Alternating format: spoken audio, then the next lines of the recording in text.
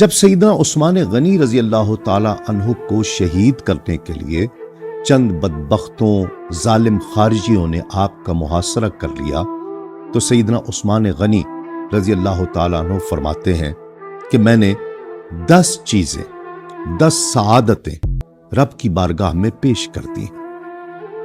وہ پہلے 4 مسلمان خوش نصیب اسلام قبول کرنے والے، ان 4 میں سے میں چوتھا۔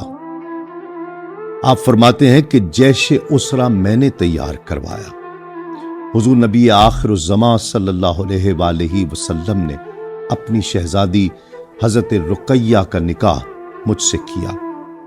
جب ان کا وصال ہو گیا تو نبی کریم صلی اللہ علیہ وآلہ وسلم نے اپنی دوسری شہزادی حضرت ام کلثوم سے میرا نکاح کرایا۔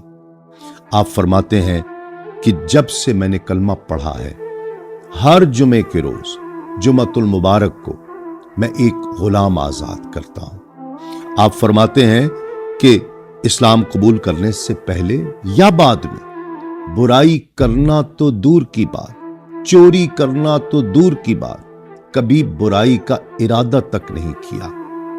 آپ فرماتے ہیں کہ اسلام قبول کرنے سے پہلے یا بعد میں آپ کسی بد اخلاقی کے مرتکب نہیں ہوئے، آپ کسی برائی بد اخلاقی کے نزدیک نہیں گئے۔